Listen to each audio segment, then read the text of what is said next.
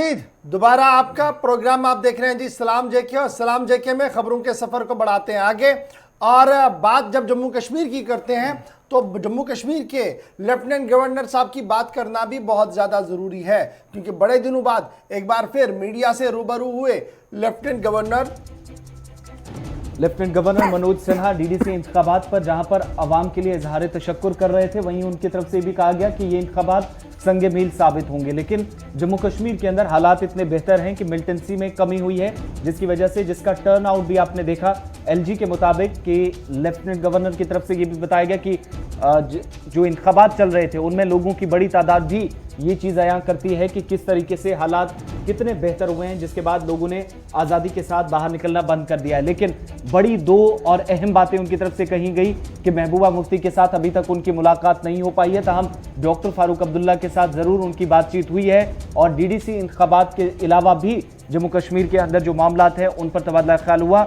लेकिन साथ ही ये भी उन्होंने कहा कि जम्मू कश्मीर के अंदर आज़ादी नहीं बल्कि तरक्याती नारों की इस वक्त आवाज़ गूंज रही है, और इसी मकसद से इस वक्त जम्मू कश्मीर को मौजूदा निज़ाम आगे लेकर चल रहा है। इसे लेकर वो जो सियासतदान हैं, जम्मू कश्मीर के साबिक वज़ीर आला हैं, उनके साथ मुलाकातें भी मजीद कर सकते हैं। लेकिन डॉक्टर फारूक अब्दुल्ला के साथ भी उनकी मुलाकात हुई है, जिस दौरान आने वाले वक्त में क्या कुछ हिकमत अमली इंतजामिया की और किस तरफ रुझान लोगों के लिए क्या कुछ इकदाम करने की जरूरत है, इन सब पर बातचीत दोनों के दरमियान हुई है।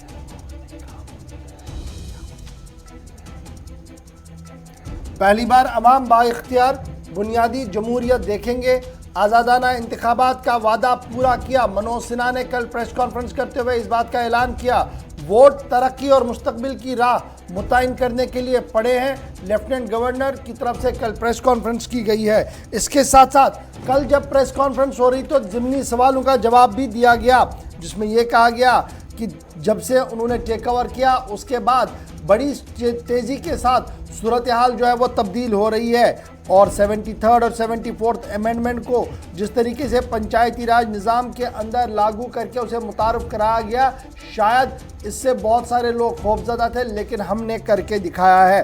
नंबर 2, उन्होंने ये भी कहा कि जमहूरियत की जड़ें अब बुनियादी सतह पर मजबूत होंगी, नई लीडरशिप उभर कर सामने आएगी जो सबको आगे बढ़ाएगी। और तीसरी बड़ी बात कि पाकिस्तान के साथ मुज़ाकरात की ज़रूरत नहीं, कॉन्सेप्ट ऑफ आज़ादी हैज़ चेंज। ये कोट अनकोट करके हम आपको बता रहे हैं कि कल लेफ्टिनेंट गवर्नर साहब का एक बड़ा दावा पेश आया कि अब आज़ादी नहीं बल्कि आज़ादी का नारा तब्दील हुआ है तरक्की की ओर, और उसकी ये वोटिंग जो है वो इसकी बड़ी मिसाल है। जिस तरीके से एक कसीर तादाद में नौजवान बाहर आए और अच्छे खासे परसेंटेज ने जिस तरीके से वोटिंग में हिस्सा लिया है, उससे ये साफ दिख रहा है कि जमहूरियत पर आज भी जम्मू कश्मीर के नौजवान हो, बुज़ुर्ग हो, ख़वातीन हो, उनका कितना भरोसा है। ज़रूरत इतनी थी कि शफाफ अंदाज में इंतखाबात को कराया जाए, जो उन्होंने वादा किया था उसे पूरा किया गया। ज़िमनी सवाल के जवाब में कल मनोज सिन्हा ने इस बात की वजाहत कर दी कि 2 बार फारूक अब्दुल्ला ने उनसे टेलीफोन पर रब्ता किया, जिसके बाद उनके साथ बातचीत हुई है, और जो काम उन्होंने बताए थे उन्हें कंक्लूड किया गया, उन्हें पाए तकमील तक पहुंचाया गया है। ताहम महबूबा मुफ्ती की तरफ से कोई मुज़ाकरात अभी किसी तरीके की बातचीत नहीं हुई थी, लेकिन उनकी बेटी इल्तिजा की तरफ से जो ईमेल भेजा गया था उस ईमेल का माकूल और मुनासिब जवाब उन्हें दे दिया गया है। तो कुल मिलाकर जहां लोगों का शुक्रिया, वहीं पर उम्मीद कि अब जो तरक्याती मंसूबे होंगे वो जल्दी के साथ पाए तकमील भी होंगे और उन पर नज़र भी रखी जाएगी। और तीसरी बड़ी बात कि ये जो लीडरशिप चुन कर आएगी, ये जम्मू कश्मीर के अंदर तरक्याती मंजरनामे पर अपना नाम छोड़ कर जाएगी, और पाकिस्तान की ज़रूरत नहीं, आज़ादी का कॉन्सेप्ट चला गया। बहुत सारे बदलाव जो है वो इन 2 साल के दौरान जम्मू कश्मीर के अंदर हुए हैं। मनोज सिन्हा की तरफ से बड़ा बयान। चलिए बढ़ते हैं आगे। बात जब इंतखाबात की हो रही थी और सियासी सरगर्मियों की हो रही थी, तो यहाँ पर आपको एक और बड़ी खबर बताते चलें। डीडीसी इंतखाबात खत्म हो चुके हैं, लेकिन इसके बावजूद वोटिंग हो रही है, और 2 ऐसे मकामात हैं इंतजामिया की तरफ से ये फैसला लिया गया था जहां पर कुछ गड़बड़ी सामने आई थी, और इसके बाद इस वक्त 2 मकामात पर वोटिंग हो रही है। मेंढर के A और B और शोपियां में बालपुरा इलाके के अंदर आज वोटिंग हो रही है। कल 280 नशिस्तों पर वोटिंग की काउंटिंग होगी, वोट शुमारी होने जा रही है। 2181 उम्मीदवारों की किस्मत का फैसला कल बाद दोपहर सामने आ जाएगा और जम्मू कश्मीर के अंदर अब तक जो 8 मराहिल में 28 नवंबर से लेकर जो इंतखाबात 19 दिसंबर तक हुए, उन सभी के नतीजे कल सुबह 8 बजे से आप गुलिस्तान न्यूज पर भी देखेंगे। और जम्मू कश्मीर इंतजामिया की तरफ से जो तैयारियां की गई हैं इन इंतखाबात को लेकर पल पल की जानकारी और ग्राउंड जीरो से अपडेट्स आप तक पहुंचाएंगे। लेकिन इस वक्त बड़ी खबर यह भी है कि मुख्तलिफ इलाके जो 2 अलग अलग जगहों पर मेंढर सरहदी जिला पुंछ और जनूबी कश्मीर का शोपियां, जहां पर बालपुरा ब्लॉक के अंदर दोबारा वोटिंग का आज जो तारीख मुकर्रर की गई थी, इस वक्त यहां वोट डाले जा रहे हैं। और दूसरी तरफ मेंढर के ए और बी ब्लॉक्स में इस वक्त वोटिंग चल रही है, जो सुबह सुबह खबर आ रही है। और कल के लिए तैयारियां सब अब वादी कश्मीर के साथ साथ भी जिला हेडक्वार्टर्स पर जम्मू सूबे के अंदर भी, जहां पर कुछ मकामात पर 1 और कुछ मकामात पर 2 ऐसे सेंटर्स बनाए गए हैं जहां पर वोटिंग का अमल, जो गिनती का अमल है वो शुरू होगा सुबह 8 बजे से। और कोशिश इंतजामिया की रहेगी कि 2 बजे तक जो टाइम रखा गया शेड्यूल के हिसाब से उस फ्रेम के अंदर ही ये काउंटिंग मुकम्मल हो पाएगी। 2181 उम्मीदवारों की किस्मत का फैसला कल होगा और इस बीच आज भी 1 दर्जन से ज्यादा उम्मीदवारों की किस्मत बैलेट बॉक्स में बंद हो जाएगी, मेंढर ए और बी और साउथ कश्मीर के शोपियां के अंदर। पहले आपको श्रीनगर लिए चलते हैं क्योंकि तैयारियों की जब बात हो रही है तो इस वक्त सईद रऊफ फारूकी हमारे साथ बराह रास्त है। बहुत शुक्रिया सईद रऊफ। क्या कुछ इस वक्त इंतजामात है? आज सर्दी काफी ज्यादा वादी कश्मीर के अंदर, इसके साथ साथ चंद ही घंटे यूं कहें अगर वादी के अंदर भी बचे हैं जहां पर अब सबकी नजरें रहेंगी कल के दिन पर, जहां काउंटिंग सुबह 8 बजे से शुरू होगी। बिल्कुल, कल काउंटिंग सुबह 8 बजे शुरू होगी और इसके लिए इंतजाम भी है, तैयार भी है। जहां पे भी काउंटिंग रखी गई है वहां काफी ज्यादा सिक्योरिटी को तैनात भी रखा गया है। और इस तरह का माहौल भी बन रहा है कि शायद जिस तरह आम लोग जाते थे काउंटिंग सेंटर्स में, तो ऐसा लग रहा है कि शायद आज ऑर्डर भी इस हवाले से आ सकता है कि क्योंकि डिस्ट्रिक्ट एडमिनिस्ट्रेशन से मेरी बात हुई, उन्होंने कहा कि लोगों को तकरीबन अलाउ नहीं किया जाएगा। और ऐसा भी लग रहा है कि यहाँ पे इंटरनेट सर्विस को भी कल शायद बंद ही रखा जाएगा, क्योंकि जिस तरह अब लोगों में जोश खरोश है तो कहीं इस वजह से नेट को भी बंद मत किया जाएगा। तो इस तरह की तैयारियां मुकम्मल है। अब एक सवाल जरूर है जो शायद कैंडिडेट्स भी कर रहे हैं, पॉलिटिकल पार्टीज की लीडर्स भी कर रहे हैं, हर एक कर रहा है कि टाइमिंग के हवाले से सरकार कहीं इसमें तब्दीली लाए, क्योंकि 8 बजे काफी ठंड है, आज भी काफी ठंड है यहाँ पे। तो 8 बजे जो इन्होंने टाइम रखा है उसको बढ़ा के 10 बजे से लेकर 4 बजे तक भी किया जाए तो वो बेहतर टाइमिंग हो सकती है। 8 बजे उस पे इलेक्शन कमीशन की तरफ से ये भी क्लियर कर दिया गया है कि इसमें तब्दीली नहीं होगी औकात में। लेकिन एक चीज और भी बताइएगा, ये जो इंटरनेट वाला मामला था या कुछ नई गाइडलाइंस जारी करनी थी, क्या कंफर्मेशन हो पाई है? इसमें तो कंफर्म मेरे ख्याल से हो दिया। कल रात ही सूबा इंतजामिया की तरफ से साफ कर दिया गया है कि एक दिन के लिए इंटरनेट की खिदमत जो है वो मुअत्तल रहेंगी, ताकि सूरत हाल को जो है वो ध्यान में रखते हुए इस बात का फैसला लिया। लेकिन बड़ा सवाल ये है कि ये जो पूरा सिस्टम है ये ईवीएम्स के जरिए से नहीं हुआ है, यानी एक एक वोट को गिनना है। और ये एक एक वोट को गिनना ये पुरानी यादें बहुत ज़्यादा ताज़ा करेंगे और जिस तरीके से ये काउंटिंग चलेगी। और मुझे बहुत कम उम्मीद है कि पहले 1-2 घंटे में कोई रुझान आपके सामने होगा या कोई नतीजा सामने आएगा, क्योंकि काउंटिंग का अमल जो है वो लंबा खींच सकता है। जी कंटिन्यू करें जी। इसमें जो फोन कॉलिंग भी है, जैसे ऑडियो कॉलिंग का भी शायद तकरीबन वो भी कल बंद रह सकता है। और जैसे आप काउंटिंग की बात करें तो 2 बजे तक भी पॉसिबल नहीं है कि पूरी तरह पिक्चर क्लियर हो जाएगी, क्योंकि लग रहा है कि शायद इसमें फिर एक्सटेंड करना पड़ेगा दिन को। जिस तरह जो वोटर्स जिस तरह वोट पड़े हैं और जिस तरह कैंडिडेट्स की तादाद है, ऐसा भी हो सकता है। तो लवाजमात जो है वो पूरी कर दी गई है, हर एक अजला में तैयारियां हैं। स्ट्रांग रूम उसके अराउंड जहां पे अब काउंटिंग है वहां पे काफी ज्यादा सिक्योरिटी को तैनात रखा गया है। बड़ा सवाल है कि अब लोगों को अलाउ नहीं किया जाएगा, जिस तरह पहले लोग जाते थे लोगों को अलाउ नहीं किया जाएगा। यानी एक तरह से ये कहा जाए कि पाबंदियां लगी हैं, तो क्या कोई ट्रैफिक बड़ा इसमें ट्रैफिक डाइवर्जन के साथ साथ ये बड़ी बात जो अभी थोड़ी देर पहले मुझे एक बड़े कंफर्म सोर्स से खबर आई है कि जितने भी लोग काउंटिंग हॉल के अंदर जाएंगे, यानी जो पार्टीज के या लोगों के जो रिप्रेजेंटेटिव्स वहां रहेंगे जो मॉनिटरिंग करेंगे इसको, उनके लिए कोविड टेस्ट बड़ा लाजमी करार दिया गया है। आज ये और ये लगभग कल ही क्लियर कर दिया गया था कि जो भी अंदर काउंटिंग सेंटर के अंदर होंगे उनके लिए कोविड का टेस्ट करवाना बहुत ज़्यादा ज़रूरी है।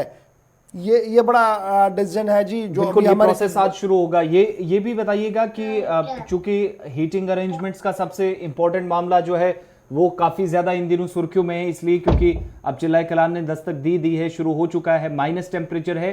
तो चाहे वो पोलिंग अमला है या बाहर से जो स्टाफ पहुंचेगा, क्या वो पहले से तैयारियां की गई हैं, रात के समय में इन्हें पहुंचाया जाएगा वहां पर, या फिर ऑलरेडी वहां पहुंचा दिया गया, या फिर कल सुबह ये तमाम चीजें होंगी और उसके बाद प्रोसेस काउंटिंग का स्टार्ट होगा?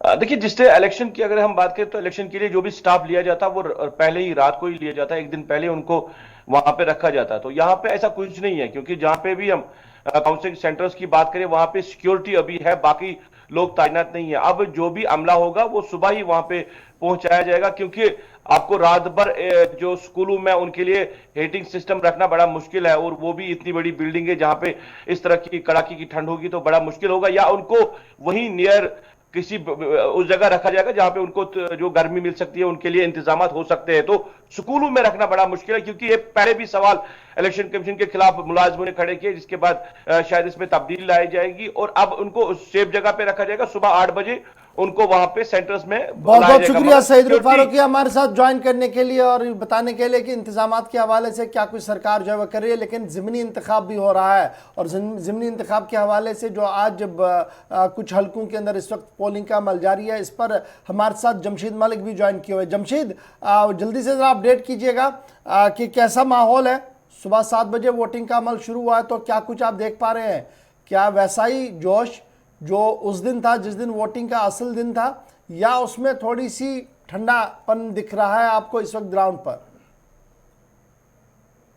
अगर हम इसके रीपोलिंग की बात करें तो पहले से ज्यादा जोश नजर देखने को मिल रहा है, क्योंकि इस इलाके में अगर बात करें 4 पोलिंग स्टेशन पे रीपोलिंग के साथ साथ ये ऐसा इलाका है जो पिछले कुछ दिनों से काफी सुर्खियों में रहा, क्योंकि यहाँ 2 ग्रुपों के साथ झड़प के साथ साथ यहाँ इसी इलाके में कांग्रेसी कैंडिडेट पर भी अटैक हुआ था। उसको देखते हुए इंतजामिया की तरफ से भी बहुत सिक्योरिटी सख्त की गई है, मगर लोगों में काफी जोश देखने को मिल रहा है, क्योंकि लोग कल जिस तरह कल काउंटिंग की तैयारियां कर रहे हैं, मगर इधर वही रश, उसी तरह का भारी रश लोगों को आज भी देखने को मिल रहा है जिस तरह पहले देखने को मिला था, और बड़ी तादाद में लोग निकलकर सामने आए। मगर इंतजामिया की तरफ से आज इंतजाम सख्त रखे गए हैं, क्योंकि दोबारा की वारदात कोई इस तरह की सामने ना आए। जी गौर। जमशीद, इन दोनों इलाकों के अंदर जहां पर आज रिपोलिंग हो रही है, दोनों मकामात पर झड़पें काफी ज्यादा हुई थी और तशद्दुद भी काफी हद तक देखने को मिला था, तो आज क्या पोलिंग स्टेशन भी तब्दील किए गए या फिर सिर्फ डेट ही चेंज हुई थी आज के लिए?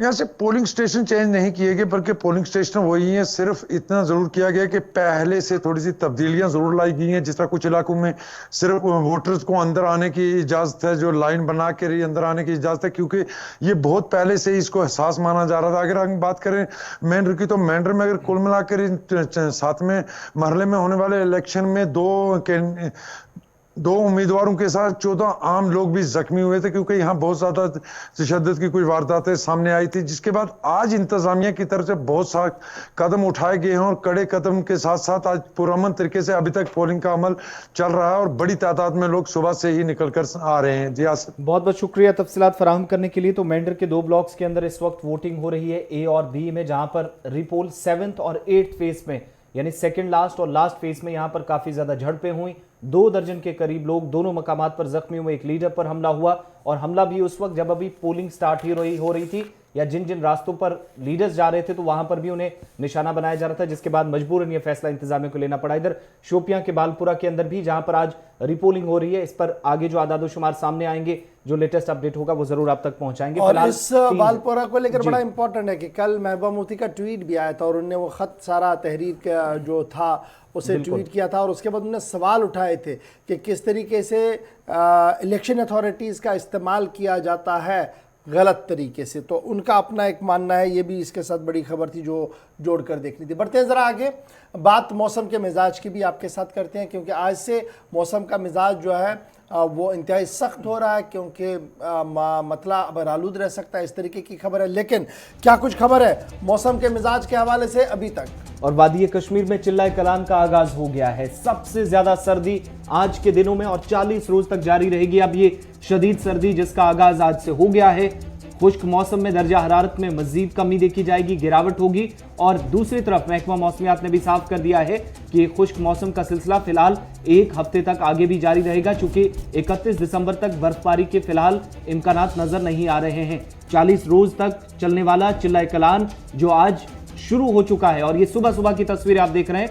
पहली तस्वीर चिल्ला कलान रिवायती अंदाज में 21 दिसंबर 2000, हालांकि अगर टेम्परेचर के हिसाब से देखें, ठंड के हिसाब से देखें शुमाली हिस्सों में, तो चिल्ला कलान का आगाज इससे पहले ही हो चुका था। लेकिन अगर तारीख पर जाएं तो 21 दिसंबर जब आज इसकी शुरुआत हुई है, तो पहली तस्वीर आप गुलिस्तान टीवी स्क्रीन पर भी देख रहे हैं। सर्दियों के शहंशाह चिल्ला कलान का इक़्तिदार की 40 रोज़ा मुद्दत आज से शुरू हो रही है।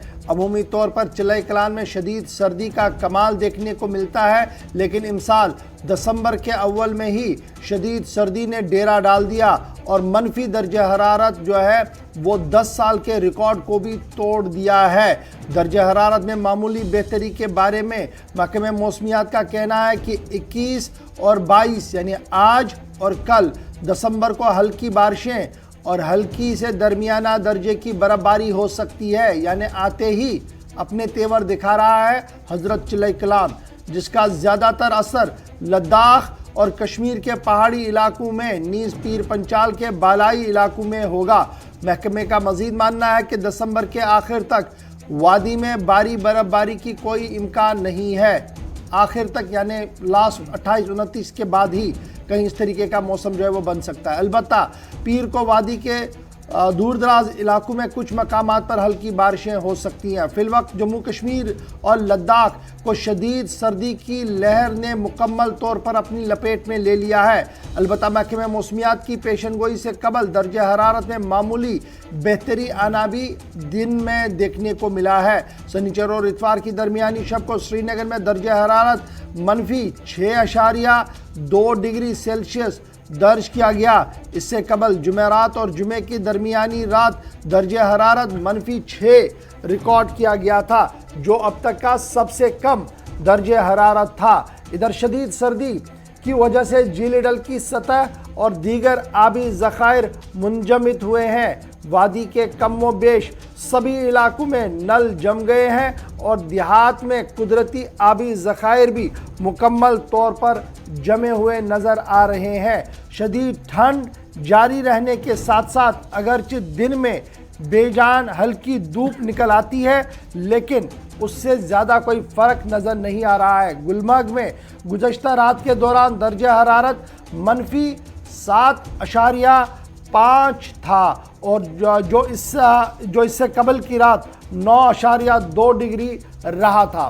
पहलगाम में -7.7 डिग्री रिकॉर्ड किया गया, जो उससे कबल एक रात 9.5 डिग्री। अब आप देख सकते हैं कि टेम्परेचर किस तरीके से कंटिन्यूसली गिर रहा है। और काजीगुंड में गुज़श्ता शब -5.7 डिग्री रिकॉर्ड किया गया और कुपवाड़ा में 5.6 मनफी रिकॉर्ड किया गया है। और ये सिलसिला मनफी होने का लगातार जारी है और इसकी वजह से झील के किनारे पहले ही मुंजमद हुए हैं और लद्दाख समेत जम्मू कश्मीर के अंदर सर्द हवाओं ने अपना कहर लगातार बनाया हुआ है।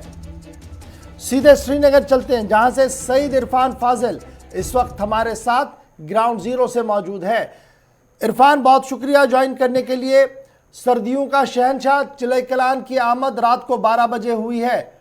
आज सुबह माना जा रहा कि हल्की धूप ज़रूर है, लेकिन ठंड में क्या कोई नरमी आपको नज़र आ रही है? और आसपास का माहौल बताइएगा किस तरीके का है? देखिए गवर साहब, कल रात से ही शाम 12 बजे से लेकर अगर बात करें तो चिल्ला कलान की आमद चिल्ला कलान ने दस्तक दी। और चिल्ला कलान जो है, जो कि 40 दिन का एक जबरदस्त हार्श विंटर होता है और जिसमें कई सारी वाटर बॉडीज और कई सारी चीजें जो है जैम हो जाती है। अगर देखा जाए तो नलके वगैरह या अगर टंकियों की अगर हम बात करें, जो पानी की टंकियां हैं वो सारी फ्रोजन आइस बन चुकी है, क्योंकि ये 40 दिन का हार्श विंटर जिसमें देखा जाए मैक्सिमम कई सारी परेशानियां। और कई साल पहले अगर मैं बचपन को लेकर भी बात करूं तो ये 40 दिन को लेकर एक अच्छी खासी स्नोफॉल होती थी और कई सारे लोग घरों के लिए ड्राई वेजिटेबल्स भी जमा करके रखते थे, क्योंकि सड़कें वगैरह बंद हो जाती थी और कोई आमद रफ्त नहीं रहती थी, खास तौर पर इन 40 दिनों को लेकर। तो हमने देखा कि ग्राउंड जीरो से, चाहे वो डल झील की मैं बात करूं या जितने भी पॉन्ड्स है, लेक्स है, वहां पर मैक्सिमम जो है वो पूरी झील जो है वो जम गई है। और कल भी हम थे और आज भी हमने देखा सुबह सुबह मॉर्निंग में। और इसके साथ साथ इलेक्ट्रिसिटी की काफी ज्यादा किल्लत पाई जाती है, क्योंकि जब इस तरह के हालात बनते हैं, जब बर्फ बारिशें होती है या मौसम ठंडा हो जाता है, तो वादी कश्मीर में बिजली गायब हो जाती है और बिजली की वजह से लोगों को सख्ती जो है उठानी पड़ती है। खासतौर पर अगर देखा जाए सुबह सुबह जो गर्म पानी है, मैं अपने थोड़ा सा कैमरा को शिफ्ट करूंगा और मैं आपको दिखाऊंगा कि ये यहाँ पर आप देख सकते हैं, अंदाजा लगा सकते हैं कि इस वक्त किस तरह की सिचुएशन जो है। खासतौर पर अगर मैं बात करूं कुछ गाड़ियों पर जो आइस वगैरह जो है जम गई है, आप देख सकते हैं कि यहाँ पर किस तरीके की हालत जो है इस वक्त। गाड़ी जो है, गाड़ी का जो शीशा है, इस तरह की जो सिचुएशन है खुसूसन इस वक्त इस चिलाई कलान से शुरू हो गई। यानी मुकम्मल तौर पर अगर देखा जाए सर्दी का कहर जबरदस्त जारी है। और इस बीच अगर मैं बात करूं तो कई सारी प्रॉब्लम्स लोगों को दिखनी शुरू हो जाती है, क्योंकि हम देख रहे हैं कि 40 दिन का जो टाइम है और 40 दिन को लेकर बहुत सारी प्रॉब्लम्स रहती है। जबकि फेरन, कोयला, कांगड़ी का इंतजार होता है तो उसकी आमद भी शुरू हो गई है। साथ ही साथ लोगों ने हरसा खाना भी शुरू कर दिया है, क्योंकि इस मौसम में हरसा खाना जिस्म को गर्म रखने की काफी ज्यादा जरूरत होती है। तो ये सारी चीजें तो इरफान, सर्दी का असर कितना सड़कों पर नजर आ रहा है? ट्रैफिक की नकलो हरकत, लोग कम तादाद में, ये सब चीजें भी सर्दी के साथ साथ असर पड़ा है?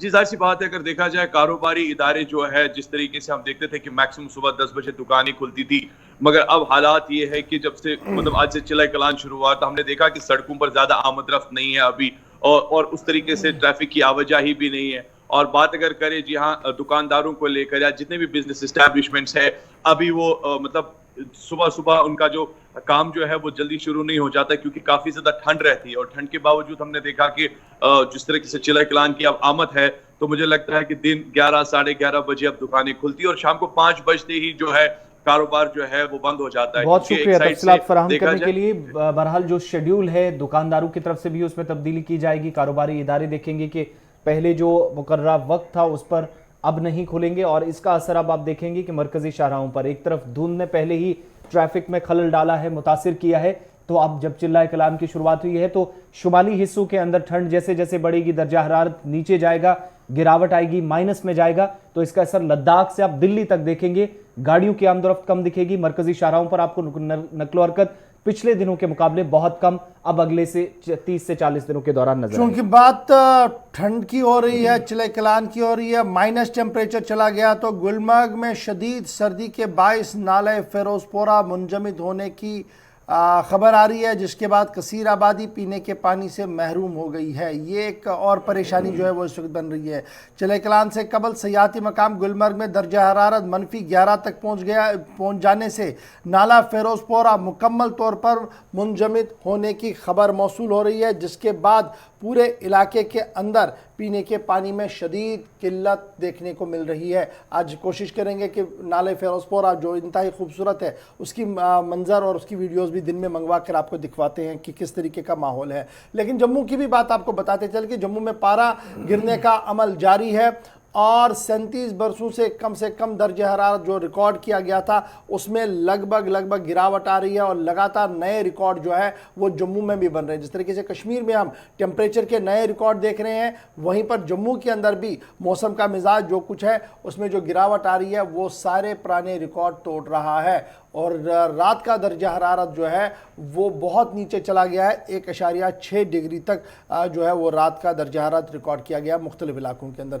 जम्मू खिते में सर्दी की लहर में मुसलसल इजाफा है और गुज़श्ता 37 बरसों में जो सबसे ज़्यादा जो रिकॉर्ड किया गया वो ये था कि रात और दिन दोनों में पारा जो था वो नीचे जा रहा था और लगातार नीचे जा रहा था, लेकिन माइनस नहीं हुआ, वो अच्छी बात है। लेकिन ठंड जम्मू के अंदर भी है और उम्मीद वहाँ की जा रही है कि वहाँ का मिजाज जो है लगभग अगले हफ्ते से बढ़ सकता है और वहाँ पर सूरत हाल थोड़ी सी बेहतर आपको कश्मीर के मुकाबले में देखने को मिल सकती है। तो ये तो मौसम का मिजाज था और मौसम के मिजाज की वजह से झील के किनारे मुंजमद है, फिरोजपुरा नाला मुंजमद हुआ है, और जो पाइपलाइंस है, सर्विस पाइपलाइंस है, बहुत सारी जगहों पर खबर यह भी है कि वो काफ़ी ज़्यादा फ्रीज हुई है, और उसकी वजह से शहर और देहात के अंदर पीने के पानी की किल्लत जो है वो आज से ही देखने को मिल रही है। छोटे से ब्रेक के लिए यहाँ रुक रहे हैं, ब्रेक के उस पार आएंगे तो बात करेंगे एक और सरमायाकारी की, और यह सरमायाकारी जम्मू कश्मीर के अंदर हो रही है। कौन लोग कर रहे हैं, कहां पर कर रहे हैं, और ये इन्वेस्टमेंट का कितना बड़ा हिस्सा है,